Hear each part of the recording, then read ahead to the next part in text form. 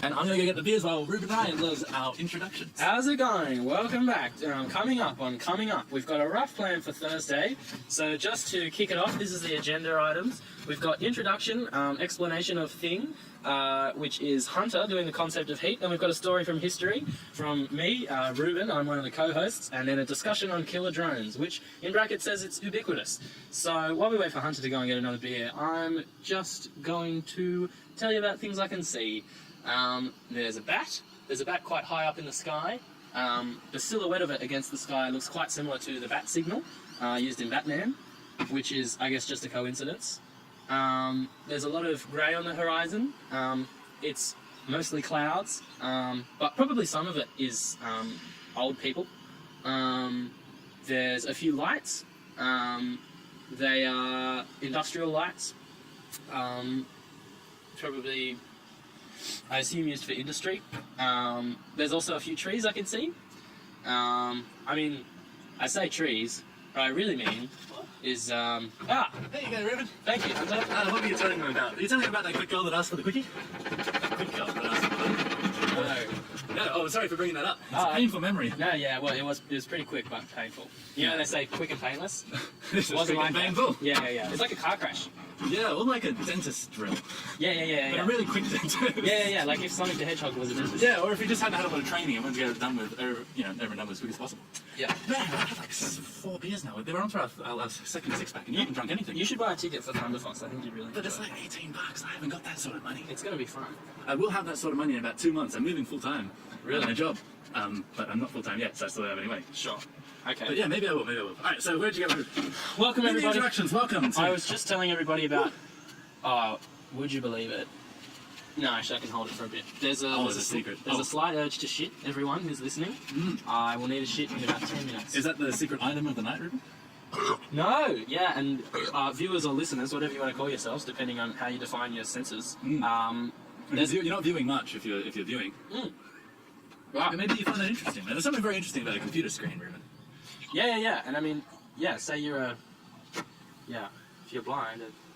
Anyway, so this is going to be a lot of fun. So first up, I think we have, so basically what this podcast is Hunter talks about science, and then I talk about history, that's me, Reuben, and then our guest will talk about whatever they want to talk about. On this podcast, the guests flaked out, so... Yeah, we're not popular enough to have a guest yet, but No. if you guys keep listening, maybe we'll be able to say, hey, we've got a dozen viewers that really want to hear what you've got to say, Yeah. Orlando, or who's really famous? It It would have worked if I thought of someone's name in an instant, but I'm too slow. Alright, so we've got to the explanation of thing, just like our podcast, slow and painless. Yeah. Explanation of thing.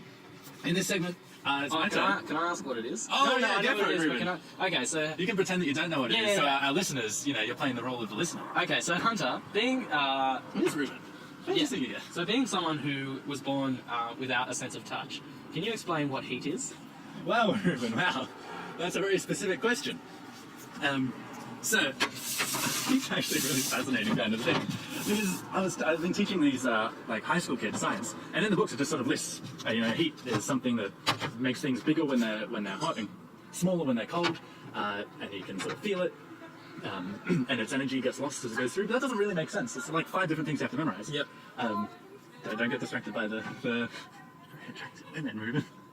What's up? We're getting surrounded on all sides. So if you model heat in your mind as the jiggling of its molecules, the jiggling molecules, I think, jiggling particles, that's it. That's all it is. It's a random jiggling of particles, and then everything else is explained just by that idea of the jiggling of particles. You don't have to memorize all these other things. Wait, how small are the particles? You mean like atoms or like molecules? They're molecules. They're collections of atoms that are held together by atomic forces. So some other force I won't talk about. How do they jiggle? They just have a random jiggling. Something hits it, makes it jiggle. Just like if I hit your arm jiggles for a bit. On a microscopic scale, they hit the table jiggles for a bit. Which means you can make a prediction here about if heat is jiggling of particles, if I hit something, it should make it hot. And you hit something, you feel it, doesn't make it that hot. But you're going to hit something a lot. Say you've got a hammer and you're hammering on something that's also metal, so it's not going to burst apart, you're not going to be hitting different particles. Yeah. Hammer for a little while and feel it, it'll be warm, because you've made it jiggle. The kinetic energy of you hitting the hammer down onto the metal makes the metal at the bottom jiggle, which is hot, it's heat. My question about that would be, say you're trying to settle somewhere really cold, like the north of Canada, or like, I don't know, just say you're trying to build a house, basically. Yeah. The nails that you're using, right? obviously you're hitting them with a hammer, and that should make them hot. But a round is quite cold. So, in that scenario, maybe that disproves your theory. That, Well, a round would get warmer as well. It's the jiggling. So the top of the nail that you're hitting, right, would start jiggling a little bit. Yeah. And that would make the cold air around it. It's not jiggling a lot. It would make that jiggle a little bit. yeah. And you think, well, why is air so bad at passing heat through it? Why do you put on a jumper when it's cold? And the jumper kind of traps air all around your body. Yeah. And the reason is that air is really bad at taking the heat away because there's not many particles of it, right? So you've got air, which isn't very dense, so there's not many jiggling particles in it, which means if your finger's jiggling, it hits the air particles less than it would hit, say, the metal particles, which is very dense. So you put your hand on metal, it feels colder than if you put your hand up in the air. And this beautiful idea of heat being jiggling explains that, because you have more particles that are jiggling in the metal table. You put your hand down, the particles in your hand are hitting the particles on the table more, which means the heat is being taken away more. Yeah, If you put it up in the air, it's hitting it less, so the heat's being taken away less. You have things like sweat. Sweat makes you cooler, because when something's jiggling enough, it jiggles so much it sort of flies away. You know, that's gas. It turns to gas. You got something, it's holding on tight. It's a solid. Jiggles a little bit more. It starts to run over each other. You know, you can hear that sound effect of it running over each other, like liquid. So it's a bit hotter. It can move a little bit more. It's a little bit freer. It jiggles enough. It's at the top, jiggling just enough that one of them might happen to hit another particle at the right angle, get the right amount of energy, and just go flying off somewhere, right? And it's taken all that heat energy with it. So that jiggling particle's gone now. It's up in the air. It's made the air hotter. But what you're left with is a little bit cooler because a bit of the heat's gone away. So you sweat, it evaporates, your heat goes off with it. That jiggling particle flies away, your heat is gone. Sure. Okay, hang on. I'm just going to quickly... no, I know what... Oh, hang on. Yeah. And you can also explain, like, why is something bigger when it's hot and cool and smaller when it's cold? Yeah, so it's jiggling more. The two particles next to each other jiggling. If they're jiggling more, they take up more space. They hit each other more. They hit each other harder. So they push each other apart more. So the hotter something is, the more space it takes up. Okay, sorry. That is a fantastic explanation. Oh, we're on to the second segment already. No. Let's go on to the second segment. I have not much else to say about heat. I just had one question. Yes. So, again, you're building your house in the Arctic. Frostbite and just extreme cold where you start to get numb. Yeah. If you put your hand on metal and then put it in the air, in that scenario, and your hand was numb, there wouldn't be any difference. There would be. You wouldn't be able to feel it because your hand's numb. Yeah, but how do you know? It's like if a tree is falling in the woods, like, it would really fall. Like, other particles really jiggling. They're still jiggling. You could measure it, even if you can't measure it with the device at the end of your hand that measures heat, your sensory sort of organs. You can measure it with other ways. You can measure it by how much space, how dense the air is, because it jiggles, it takes up less, it takes up more space, so it's less dense. But you can measure it with a device that, like a thermometer, which jiggles more, so it takes up more space, so the stuff in the thermometer rises, the mercury. Yeah, for sure. You can measure it. It's not hidden. No, I know it's not hidden, but like, so say, you know that thing in extreme coldness where people's body functions start to shut down. So say you started to go blind from how cold it was. You couldn't read the thermometer. But you're blind because it's cold. Yeah, but So maybe you've got a hereditary disease. You just so you're not sure if it just happened because you're in the Arctic. Well, unless it would be a very confusing situation. You're probably also delirious because you're dying. Yeah. So I probably wouldn't trust you to make scientific judgments at that point. Anyway, let's move on to our second topic of today, which is Reuben Ryan's going to explain, going to tell the story of Hannibal Lecter crossing the Alps. It's actually Tell whatever story you want. You were googling the Battle of that would be quite funny. Alesia. I'm going to say that every week unless there's someone crossing the Alps. Yeah, I wasn't going to tell you that, but yeah. So guys, how's it going? I did ancient history in year 11 and 12. So Reuben's an expert on ancient worlds. I'm an expert on ancient worlds, and I'm just going to outline for you what happens. So we all know Julius Caesar, Caesar salad, Caesarian. Caesarian. Yeah, I'm just going to say quickly that, like, I haven't fact-checked any of this. So be a scientist, be skeptical. Yeah, don't go blind. No, don't get in the cold Arctic. Don't get in the cold Listen to this from the Arctic. Hopefully these words will warm you up. Yeah, exactly. Anyway, so I'm going to tell the story of the Battle of Alesia. Basically what happened, we all know Julius Caesar, he's the most famous Roman. So before he became Emperor of Rome, which he's famous for, he was conquering Gaul, which is now France, and kind of Spain, and kind of Germany. And he also conquered a little bit of Britain. But he was conquering them for about 10 years before he became the emperor and amassing his army. Apparently, he killed about 1 million Gauls and enslaved about 1 million. So he's 1/6 Hitler. Yeah, but he did it without all that technology. Yeah, exactly. So he's more committed. Yeah, he tried harder. But yeah, anyway, so this whole 10-year kind of conquering of the Gauls, was pretty nasty. And the last major battle was this thing called the Siege of Alesia. And basically, there was this Gallic warlord king sort of person called Vercingetorix. And Vercingetorix was really the last hope of the Gauls. So, you know, you can imagine... Were the Gauls a united kind of group, or they're different tribes? Oh, they're different tribes, but I think as the Romans started to conquer them, they started to unite a bit more. And this guy, Vercingetorix, in particular, was all about uniting them. Sure, right? So, this guy, Vercingetorix, is doing pretty well, but eventually the Romans are conquering a whole lot of shit, and so he holes up in this fortress. And I don't think the fortress is called Alesia, but that's where it is. Anyway, there's this big fortress on this huge hill, right? And Vercingetorix is there. There's a whole town's worth of people there. They're all inside this thing. And Caesar's like, well, fuck, we've cornered him. So Caesar constructs a perimeter around the fortress at the bottom of the hill. Okay. So it's 14 kilometers wide on the inside. The fortress is? The fortress That's is. a big fortress. And it's 22 kilometers on the outside. Like, so the outside circumference, yeah, and then it's 14, right? So it's like a double-walled fortress. It's a double-walled fortress, and because Caesar knows that Vercingetorix has a lot of friends, and they'll probably try and come to his aid, so he puts barricades on both sides. So they include, there's like, I think it's something like, on each part of the wall, there's about 20 feet of just pitfalls where soldiers have dug sand, and then there's forward-facing spikes to spike horses. Yeah, right. And then there's turrets which people are shooting, you know, throwing spears For from. the Romans, they were very good at setting up these sort of field fortifications. Romans they did it all the time. They did it all the time. Romans would literally, like, march somewhere, pretty much set up a town, like a town-sized camp for like one night or a couple of nights, and then just dismantle it, burn it, and move on. Man. They were really, really good at these quick setups. There's actually, on a little tangent, if you look up how big the River Rhine is, and which is the border between France and Germany? The border between France and Germany. Caesar, in the middle of these Gallic wars, actually he managed to build a bridge to cross that in 10 days, which, if you think about like what Roman technology is and how wide the River Rhine is, to build a working bridge to carry a whole army across it in 10 days is pretty significant. The bridge wasn't just like a bunch of boats there, was it? Like, you've got enough boats No, in a row. that's That counts as a Xerxes. bridge. That's Xerxes who crossed the Dardanelles. No, Caesar constructed an actual bridge. He used these huge, I'm doing inverted commas for listeners at home. He used these huge industrial hammers, which were on these huge sets of weights, which would hammer poles into the riverbed. I mean, he didn't do it. His engineers did it. Yeah, but he told them to do it. He told them to do He it. told them to build them a bridge, and the engineers figured out how. Exactly. So he told them so hard that they did it. Well, yeah, that's the story. He was good at telling people. Yeah. Also, another thing, I haven't fact checked this, but where I'm getting most of this from is from Plutarch's series of lives that he wrote. And Plutarch isn't super accurate. Plutarch's the person who Shakespeare got the stories of all these Roman people from. Okay. But Plutarch's known as so Plutarch's this Greek dude who lived a few centuries after all these Roman people, and he's known for narrativizing history, so that so it sounds better. Yeah. So even though his accounts are still based on Julius Caesar's diary and Cicero's diary, what I'm saying is this probably isn't 100%. Yeah, no, I get you.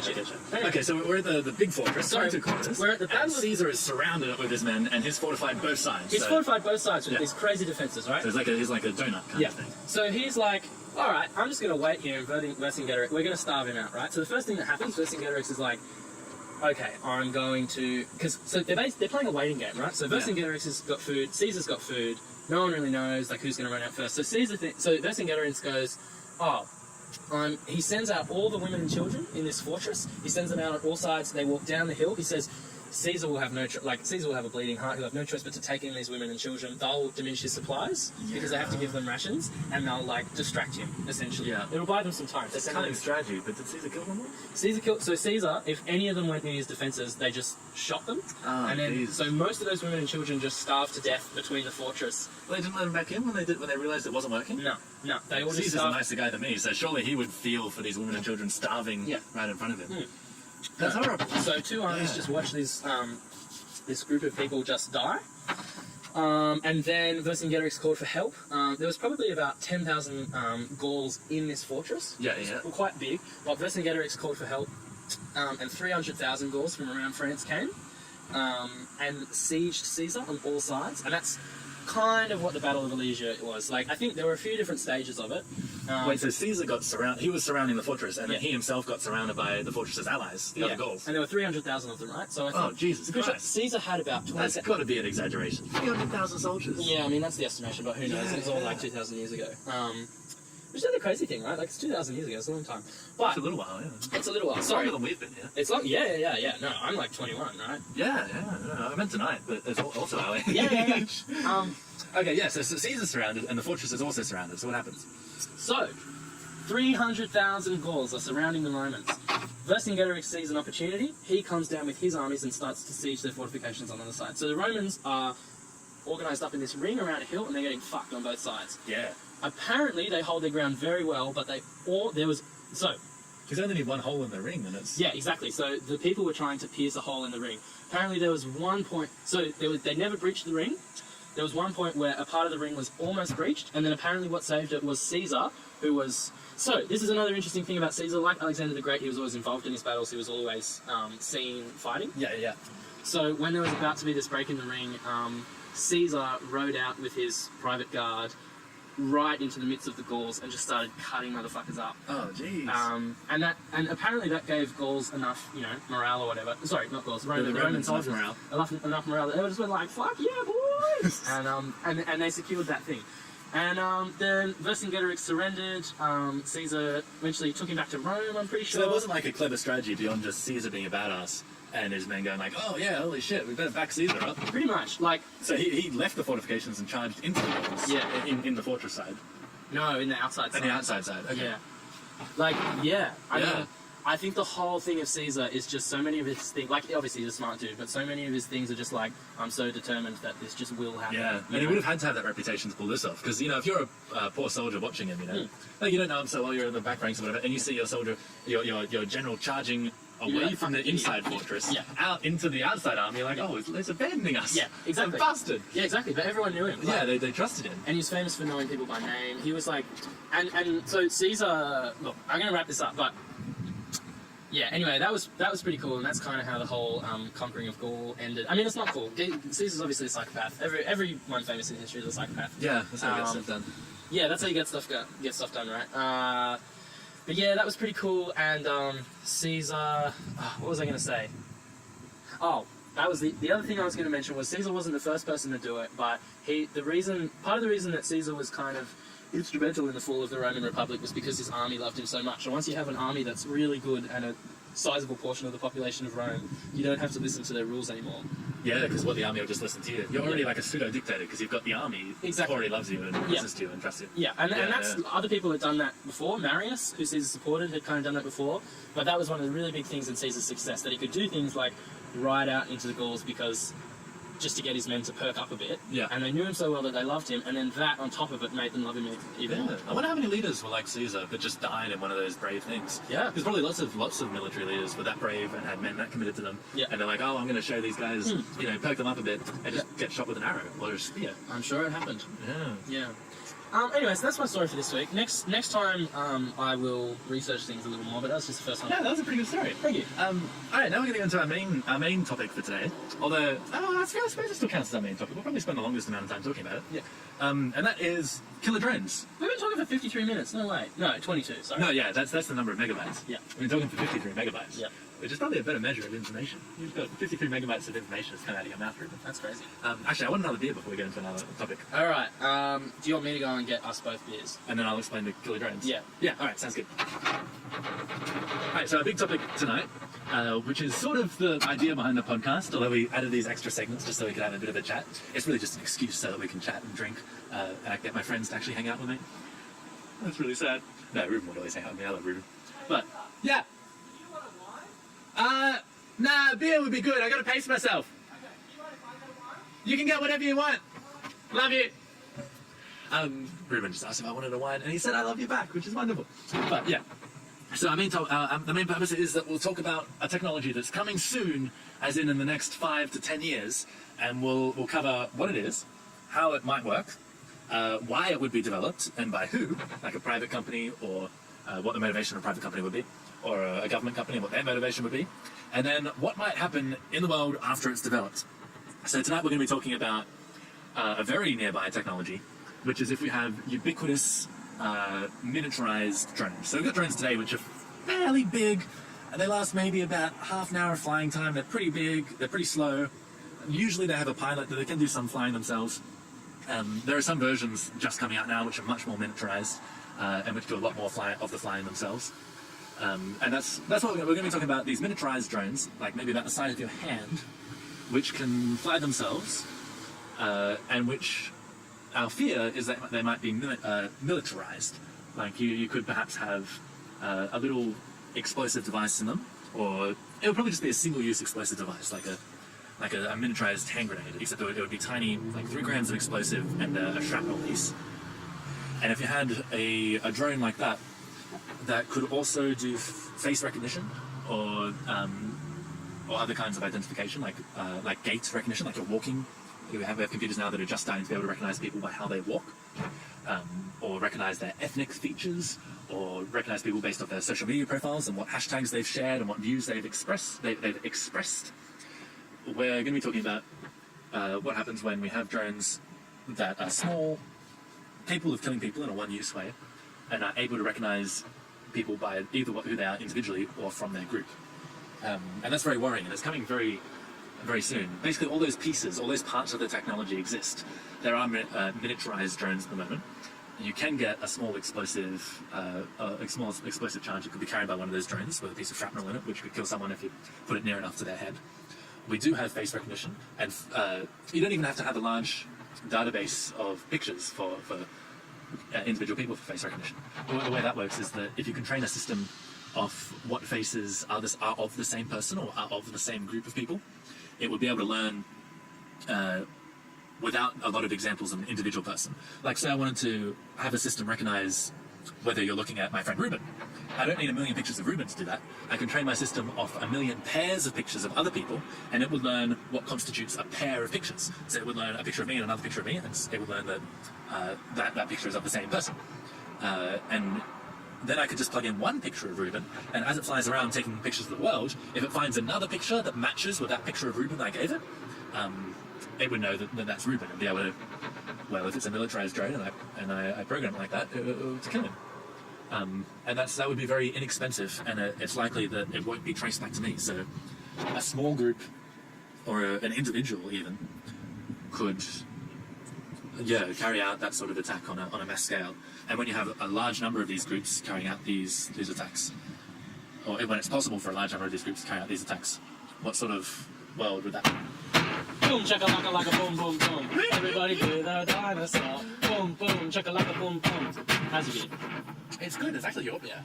But it is good. I'm very itchy. This is a bad idea coming up here without spray. I don't know if people are listening. Are we going to cut this out? I think we might cut that whole bit out and just resume. Okay, so we're back from the cutout bit. We're back here. Okay. We've got 9 minutes, Hunter. Yeah, I think we should probably move the killer drone discussion to another night. So we're going to ask you, our viewers, to come up with a random topic for us to discuss for the remaining 8 minutes. And I'm going to call up someone on the phone, someone who's just rang in saying that she's viewing. This is Mandy. Hello, Mandy. Hello. It's lovely to be on the show, Reuben. Yeah, how are you? Oh, don't mind about me. I just put the cats out. Oh, you wouldn't believe what these cats are like. So... I've got 2 of them, you know. Right, so we've got 8 minutes left. Yeah. One of them's name's Jamie, and the other is Snowy. Yeah. You know why we call her Snowy? Because she's white? Yeah. Good guess, Reuben. You're very smart. You belong on this science show. Yeah. So, Mandy, we're looking for a random topic to chat So about. the funny thing about Snowy is that she sits at the door, you know, before you go home. And, well, you know, you've heard of a guard dog, but Snowy, well, you know. She's a guard cat? Yeah, because she's a cat. She's white, you know. Sure, so we're looking for a random topic to talk about for the next 7 minutes. Do you think you can... Jamie isn't a white cat, he's a tabby. Yep. He's got lots of different colours on his coat. Yep. The grey, lighter grey, and dark grey. Sure. I guess what we're really searching for Doesn't care for the other colours, that one. Just well, I think grey. he was born with it, though, right? Well, you never know. I didn't see him get born. Oh. Although I did see that new Jason born. Have you seen that one, Reuben? Yeah, no, I haven't. But What did you think of the science in that movie? I haven't seen it. I thought it was pretty unrealistic So, that a man would be a super soldier. Mandy, the actual reason why we called you today is finding a random topic to talk about. I've got a goldfish. What's its name? Doesn't have a name. It's a goldfish. Right, so it's a nameless fish. It's not nameless, it just doesn't have a name. I think that's what nameless means. Should check the dictionary, Reuben. I think you should, Mandy. That's probably what nameless Look, means. don't insult me when I call into your show and help you out for these 9 minutes. Well, you haven't actually given me what I need, which is a random topic for the next 5 Did I minutes. tell you about my goldfish? Yeah. He doesn't have a name. A she? She? Yeah. She doesn't have a name. Yep. So, Yeah, she doesn't have a name. no better than a slave, really. Slaves have names. Do they? Slave 1, 2. Okay, Mandy, so what we're actually looking for... Yeah, did I tell you about my pet spider? No. Well, would you like me to? I'd actually like a random... No, be honest, would you like me to? I'd actually like a random topic. No, would you like me to tell you about my spider? What I'd really want is a random topic. Alright, I'll do it. Here's a huntsman, which is ironic because she's a she too. She's not a huntsman. Have you seen Unless Snow she's White? like me and hunts some man, Have if you you know what I mean, Reuben. Have you seen Snow White and the Huntsman? No, we're talking about a huntsman. Yeah. A huntsman is in Snow White. No, Snowy. You're thinking of Snowy, the white cat. No, the movie. No, she's not a movie. She's a cat. Okay. It's an animal with 4 legs and a tail. Yeah. But a spider has twice the number of legs What, so and half the number of tails. a half? Yeah, You can't have a half tail. It's either a tail or not. it's a half a tail. You wait till you see her. I'll not bring a- her in. I don't Would you even like me have to a show half you the spider? What I'd really like is for you to pick a random topic. Look, Reuben. I got her right here. You got a what? I got a spider. Do you want me to put her on the phone? All right, here she is. She says hello. What's her name? What's your name, sweetie? I can't think of it at the moment. Right, okay. Well, I'm named Spider. Would you be able to... Oh, don't call me a spider. I'm talking to your spider. I'm a Mandy. We've I'm got not 3 a- minutes, Mandy. I'm not a spider, Do you have a Reuben. topic, Mandy? I've got a topic for you, which is you can mind your own business about my arachno heritage. I'm going to try and hang up now. Goodbye. Ah! Oh, somehow you're back on the line, Mandy. Hello. Oh, Hello, is this Reuben Ryan? we've got 3 minutes, Mandy. Do you have a random Could you topic? put me on to that nice, handsome boy? It's the same guy. No, I want to speak to Reuben. I am Reuben. No, put Reuben Ryan on. Okay, I'm gonna hang up again. Ah! Oh, we have another caller. Who's this? Hello, Oh no. it's Mandy. Do you Hi. remember me? Yes. We spoke just the other day. Oh, we spoke today. Oh, did I tell you about my spider? We have 2 minutes, Mandy. Oh, you wouldn't believe what the spider's put me through. We've got 2 minutes. Do you have anything Oh, to say? she made a web Yeah. around me genitals. Okay. Do you have a random topic for us? We've got 2 minutes left on the clock. Did I tell you about my dog? No. Well, I call her the dog, but really she's the cat, Snowy. She just likes Why do you being call- called a dog. Well, how do you know she likes being called a dog? Wow! She told me. How did she tell you? You know how it is. Have you ever had a cat? I mean, a dog, Reuben? Yeah, They but speak I've had to you. both. They speak to you. I don't know if they do. They do. Uh, You just haven't been listening. so we've got about a minute left on the clock. Oh! Are you going to get to your topic? Are you Oh, gonna get thanks to for your having topic? me on. Yeah, I would really like it if you and Hunter today discussed, science That was what the whole other and the was. occupation of Egypt by Alexander the Great. Look, I can tell you a bit about that. If you tune in for Oh, this gotta time- go. Gotta go. That was horrible.